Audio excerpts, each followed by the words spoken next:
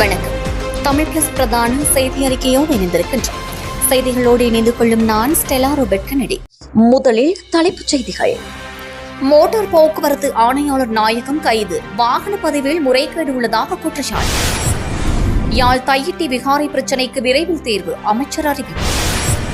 பாடசாலை மாணவர்களுக்கு பரீட்சைகள் திணைக்களத்தின் முக்கிய அறிவிப்பு. உணவுப் பொருட்களின் விலை உயர்வால் அதிகம் பாதிக்கப்பட போகும் இலங்கை. கேகாலை நடமாடும் வாகனத்தில் சட்டவிரோத டீசல் விற்பனை, ஒருவர் கைது. யாழில் உளவு இயந்திரத்தால் மோதி காவல்துறை அதிகாரி கொலை. வெடிவிழும் என மிரட்டிய அர்ஜுனா எம்பி, மானிப்பாய் தவிசாளரின் கருத்தால் சபையில் அமளித்துமளி. 80 போர் விமானங்களோடு ஈரானை நோக்கி புறப்பட்டது அமெரிக்காவின் அடுத்த போர்க்கப்பல். தொடர்பான விரிவான செய்திகள். மோட்டார் போக்குவரத்து ஆணையாளர் நாயகமாக பணியாற்றும் கமல் அமரசிங்க குற்றப்புலனாய்வு திணைக்களத்தால் கைது செய்யப்பட்டுள்ளார். கப்ரக வாகனம் ஒன்றின் ஜேசி இலக்கத்தை திருத்தி அதனை போலியான முறையில் பதிவு செய்வதற்கு உடந்தையாக இருந்த குற்றச்சாட்டின் கீழேயே அவர் கைது செய்யப்பட்டதாக போலீசார் தெரிவித்துள்ளனர். குற்றப்புலனாய்வு திணைக்களத்தின் நிதி மோசடி விசாரணை பிரிவினரால் கைது செய்யப்பட்டுள்ள கமல் அமரசிங்க இன்றைய தினம் நீதிமன்றத்தில் முன்னிலைப்படுத்தப்பட்டுள்ளார். யாழ்ப்பாணம் தையிட்டி விகாரை பிரச்சினைக்கு விரைவில் தேர்வு கண்டு அதனை அளவீட்டு காணி உரிமையாளர்களுக்கு மீள கொடுப்பதற்கான நடவடிக்கைகளை எடுத்துள்ளோம் என கடற்தொழில் மற்றும் நீரியல் வள அமைச்சர் ராமலிங்கம் சந்திரசேகர் தெரிவித்துள்ளார். நேற்று தினம் இடம்பெற்ற யாழ் மாவட்ட ஒருங்கிணைப்பு குழு கூட்டத்தின் பின்னர் ஊடகங்களுக்கு கருத்து தெரிவித்த போதே அமைச்சர் இவ்வாறு குறிப்பிட்டுள்ளார். யாழ் மாவட்டத்தில் காணி விடுவிப்பு பிரச்சினை பிரதானமான ஒரு பிரச்சினையாக காணப்படுகின்றது. அது தொடர்பாக எமது அரசாங்கத்தாலும் கூட நாம் வாக்குறுதி அளித்தோம். தையிட்டி விகாரை பிரச்சினையை எடுத்துக்கொண்டாலும் அது தீர்க்கப்பட வேண்டும். அதனை அண்டியிருக்கின்ற அனைத்து காணிகளும் விடுவிக்கப்பட வேண்டும் என்பதிலேயே மாற்று கருத்து இல்லை. இருந்த போதிலும் கூட அதில் 180% செயற்பாடுகளை பூர்த்தி செய்துள்ளோம். அந்த காணி உரிமையாளர்களை இனம் கண்டு கொண்டிருக்கின்றோம். அந்த காணிகளை இனம் கண்டு அளவிட்டு மீள கொடுப்பதற்கான நடவடிக்கைகளை எடுத்துள்ளோம். இது தொடர்பில் பௌத்த சாசன அமைச்சர் சுனில் செனவி தலைமையிலான குழுவில் நானும் நீதி அமைச்சர், யாழ் மாவட்ட அரசாங்க அதிபர், தெல்லிப்பளை பிரதேச செயலாளர், அது சார்ந்த அனைத்து அதிகாரிகளும் விகாராதிபதியும் உள்ளோம். அனைவரோடும் இணைந்து சுமூகமான முடிவை கொண்டு வருவதற்கான நடவடிக்கைகளை எடுத்துள்ளோம். மிக விரைவாக அதனை செய்வோம். அந்த வகையில் வடக்கு பகுதியில் கட்டப்பட்டு வருகின்ற ராணுவ வைத்தியசாலை தொடர்பாக நடவடிக்கைகளை எடுப்பதற்கும் அது சம்பந்தமாக பேசுவதற்கும் ஜனாதிபதியினுடைய கவனத்திற்கும் பாதுகாப்பு செயலாளரின் கவனத்திற்கும் கொண்டு செல்லவுள்ளோம். மேலும் அதை நிறுத்துவதா, அதை கட்டி மக்களிடம் எதிர்காலத்தில் கையளிப்பது என்பது தொடர்பாக பேச வேண்டும். குறித்த நில உரிமையாளர்களோடும் நாம் பேச வேண்டும் எனவும் தெரிவித்துள்ளார். 2026 ஆண்டு நடைபெறவிருக்கும் தரம் 5 புலமை பரிசில் பரீட்சை, கல்வி பொதுதராதர, சாதாரணதர மற்றும் உயர்தர பரீட்சைகள் என அனைத்து பரீட்சைகளையும் ஒத்திவைப்பது தொடர்பில் எவ்வித முடிவும் எடுக்கப்படவில்லை என பரீட்சைகள் திணைக்களம் அறிவித்துள்ளது. பரீட்சைகள் திணைக்கள ஆணையாளர் நாயகம் இந்திகா குமார் இலியனகே இந்த அறிவிப்பை வெளியிட்டுள்ளார். தற்போதைய சூழ்நிலை காரணமாக பரீட்சைகள் ஒத்திவைக்கப்படலாம் என்ற கருத்து மாணவர்களிடையே நிலவுகின்றது. எனினும் பரீட்சைகள் திணைக்களம் அத்தகைய எந்த முடிவையும் எடுக்காததால் மாணவர்கள் முன்கூட்டியே அறிவிக்கப்பட்ட திகதி மேற்படி பரீட்சைகளை எதிர்கொள்ள தயாராக வேண்டும் என்று ஆணையாளர் நாயகம் வலியுறுத்தியுள்ளார். அதன் அடிப்படையில் 2026 ஆண்டுக்கான கல்வி பொதுதராதர உயர்தர பரீட்சைக்கான விண்ணப்பங்கள் ஏப்ரல் 24 வரை இணைய வழியில் வரவேற்கப்படும் என்று பரீட்சைகள் திணைக்களம் அறிவித்துள்ளது. இந்நிலையில் அனைத்து விண்ணப்பதாரர்களும் www.donates.lk மற்றும் www.onlineexams.gov.lk/EIC ஆகிய அதிகாரப்பூர்வ இணையதளங்களுக்கு சென்று அங்கு வழங்கப்பட்டுள்ள அறிவுறுத்தல்களின்படி விண்ணப்பங்களை சமர்ப்பிக்க வேண்டும். அத்தோடு தனியார் விண்ணப்பதாரர்கள் தங்களின் தேசிய அடையாள அட்டை எண்ணை பயன்படுத்தி தனியாக விண்ணப்பங்களை சமர்ப்பிக்க வேண்டும். உலகளவில் உணவுப் பொருட்களின் விலை உயர்வால் அதிகம் பாதிக்கப்படக்கூடிய இரண்டாவது நாடாக இலங்கை அடையாளம் காணப்பட்டுள்ளது. அமெரிக்கா, இஸ்ரேல் மற்றும் ஈரான் இடையிலான போர் காரணமாக ஹோர்முஸ் நீரிணை முழுமையாக மூடப்பட்டால் இந்நிலை ஏற்படும் என தெரிவிக்கப்படுகின்றது. ஜெர்மனியில் கீழ் உலக பொருளாதார நிறுவனம் நடத்திய ஆய்வின் அடிப்படையில் இந்த தகவல் வெளியிடப்பட்டுள்ளது. இதன் அடிப்படையில் இந்த நீரிணை முடக்கப்பட்டால் இலங்கையில் உணவுப் பொருட்களின் விலை 15% அதிகமாக உயரும் என எச்சரிக்கப்பட்டுள்ளது. இந்த வரிசையில் ஜிம்பாப்வே முதலிடத்தில் உள்ளது. ஹோர்முஸ் நீரிணை வழியாக எரிபொருள் மற்றும் எரிவாயு மட்டுமின்றி உலகளாவிய விநியோக சங்கிலிக்கு தேவையான உரங்கள் மற்றும் ரசாயனங்களும் பெருமளவில் கொண்டு செல்லப்படுகின்றன. குறிப்பாக விவசாயத்திற்கு அத்தியாவசியமான யூரியா உள்ளிட்ட பெட்ரோ கெமிக்கல்ஸ் உரங்களின் உற்பத்தியில் வளைகுடா நாடுகள் முன்னணியில் உள்ளன.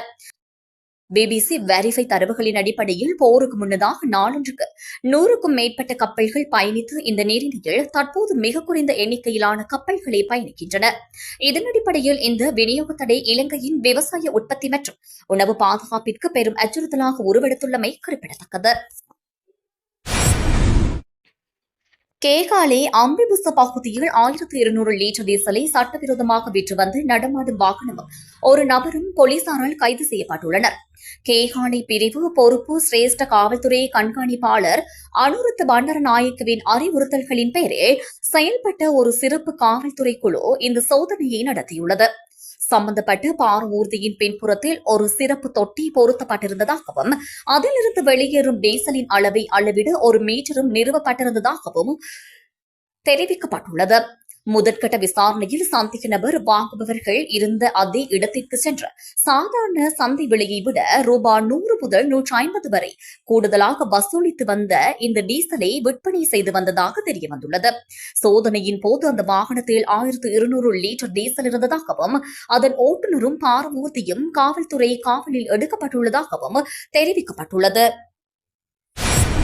யாழ்ப்பாணத்தில் சட்டவிரோதமாக மணல் ஏற்றிச் சென்ற உளவு இயந்திரம் மோதியதில் போலீஸ் அதிகாரி ஒருவர் உயிரிழந்துள்ளார்.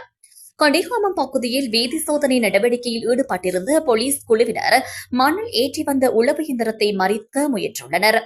இதன்போது உளவு இயந்திரத்தை செலுத்தி வந்தவர் அதன் வேகத்தை அதிகரித்து காவல்துறை குழுவினர் மீது மோதிவிட்டு தப்பிச் சென்றுள்ளதாக தெரிவிக்கப்படுகின்றது.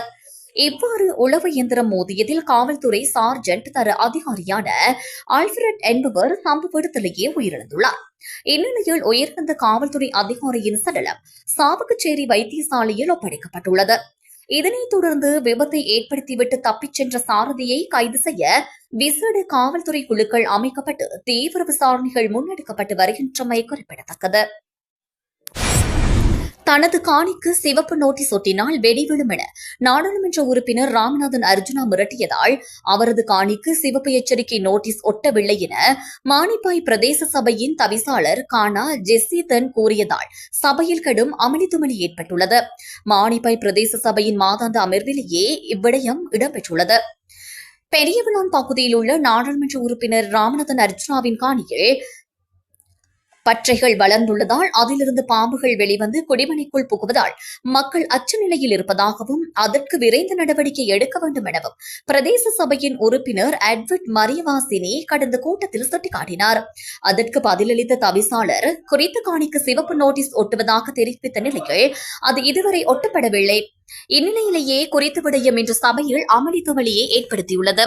இதன்போது கருத்து தெரிவித்த உறுப்பினரான அச்சுதபாயன் பெண்களை அவதூறாக பேசும் குறித்த நாடாளுமன்ற உறுப்பினரின் காணிக்கு நீங்கள் இதுவரை ஏன் சிவப்பு நோட்டீஸ் ஒட்டவில்லை? அந்த நோட்டீஸை எங்களிடம் தந்தால் நாங்கள் ஒட்டுவதாகத்தானே கூறினோம். ஆனால் தாங்கள் அதனை ஏன் செய்யவில்லை? எங்களிடம் தந்திருந்தால் நாங்கள் அந்த நோட்டீஸை ஒட்டியிருப்போம். அதற்கு பதிலளித்த தவிசாளர் கானா ஜெசிதன், ஒரு நோட்டீஸ் ஒட்டுதல் அல்லது ஒரு கடிதத்தை கொடுத்தல் என்பது ஒரு அடையாளப்படுத்தல் தான். அந்த கடிதம் அல்லது நோட்டீஸை விட தாங்கள் இந்த சபையில் கதைத்த விடயமானது ஊடகங்கள் ஊடாக காத்திரமாக அடையாளப்படுத்தப்பட்டது. அந்த காணி வழக்கில் இருக்கின்றது என்றால் நீதிமன்றத்தின் அனுமதியை பெற்று அந்த நாடாளுமன்ற உறுப்பினர் அந்த காணியை சுத்தம் செய்ய வேண்டும். அத்தோடு அந்த நோட்டீஸை நானோ அல்லது உறுப்பினர்களோ ஒட்ட முடியாது. ஒரு உத்தியோகத்தரே ஒட்ட வேண்டும். நோட்டீஸ் ஒட்டுவோம் என்று கூறிய அடுத்த நாளே அந்த நாடாளுமன்ற உறுப்பினர் நோட்டீஸ் ஒட்ட வருபவர்களுக்கு வெடிவிடும் என்று தனது சமூக வலைதளத்தில் கூறினார். ஆகவே அரசு உத்தியோகத்தர்கள் அச்சப்படுகின்றனர். அரசு உத்தியோகத்தர்களின் உயிரை பணயம் வைக்க முடியாது என்று தெரிவித்துள்ளார். இந்நிலையில் குறித்த பெரியவிளான் வட்டார உறுப்பினர் எட்வர்ட் மரியவாசினி கருத்து தெரிவிக்கையில், குறித்த பிரச்சினை எனது வட்டாரத்தில் தான் காணப்படுகின்றது. நோட்டீஸ் ஒட்டுவதாக கூறிய தவிசாளர் அதனை ஒட்டாமல் நாடாளுமன்ற உறுப்பினர் ராமநாதன் அர்ஜுனாவுக்கு பயப்படுகின்றாரா? நான் கொழும்பு சென்றதால் கடந்த சண்டலிப்பாய் பிரதேச அபிவிருத்தி ஒருங்கிணைப்பு குழு கூட்டத்திற்கு வருகை தர முடியவில்லை. ஆனால் அங்கு உப தவிசாளர் சுதாகர் என்னில்தான் பிழை இருப்பதாக நாடாளுமன்ற உறுப்பினர் ராமநாதன் அர்ஜுனாவுக்கு பக்கப்பாட்டு பாடுகின்றார். எனது வட்டார பிரச்சினை உப தவிசாளருக்கு என்ன தெரியும்? குறித்த காணியை விரைவில் சுத்தம் செய்து மக்களது பாதுகாப்பை உறுதி செய்ய வேண்டும் என காரசாரமான கருத்துக்களையும் முன்வைத்துள்ளார். அமெரிக்க கடற்படையின் மிகப்பெரிய மற்றும் திறன் வாய்ந்த விமானம் தாங்கி கப்பல்களில் ஒன்றான USS ஜார்ஜ் H.W. புஷ் விரைவில் மத்திய கிழக்கு பிராந்தியத்தில் நிலைநிறுத்தப்படவுள்ளதாக தகவல்கள் வெளியாகியுள்ளன.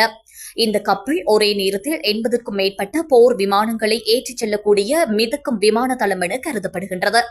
இதன் மூலம் வான்வழி தாக்குதல்கள், கண்காணிப்பு மற்றும் பாதுகாப்பு நடவடிக்கைகளை விரைவாக மேற்கொள்ள முடியும் என்று கூறப்படுகின்றது. அமெரிக்க மத்திய கட்டளையின் கட்டுப்பாட்டு பகுதியில், குறிப்பாக மத்திய கிழக்கில் இடம்பெறும் நடவடிக்கைகளில் இந்த கப்பல் இணைக்கப்படலாம் என அமெரிக்க அதிகாரிகள் தெரிவித்துள்ளனர்.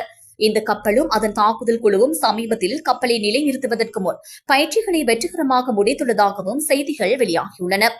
இதற்கிடையில் அமெரிக்க கடற்படையின் ஏவுகணை தகர்ப்பு கப்பல்களான USS டொனால்ட் குக் மற்றும் USS மேசன் ஆகியவை இந்த வாரமே அமெரிக்காவை விட்டு புறப்பட்டு ஈரானுக்கு எதிரான நடவடிக்கைகளில் சேர்வதற்காக பயணமாகியுள்ளன.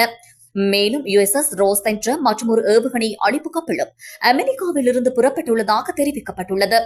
ஆனால் அது எந்த இடத்திற்கு செல்கின்றது என்பது இதுவரை வெளிப்படுத்தப்படவில்லை. இந்த நடவடிக்கைகள் மத்திய கிழக்கில் அமெரிக்காவின் ராணுவ இருப்பை வலுப்படுத்தும் முயற்சியாக பார்க்கப்படுகின்றன. குறிப்பாக ஈரான் தொடர்பான பதற்றம் அதிகரிக்கும் நிலையில் இந்த படையணி நகர்வு முக்கியத்துவம் வாய்ந்ததாக கருதப்படுகின்றது. இத்தோடு இந்த செய்தி அறிக்கை நிறைவு பெறுகின்றது. தொடர்ந்து நமது யூடியூப் தளத்துடன் இணைந்திருங்கள்.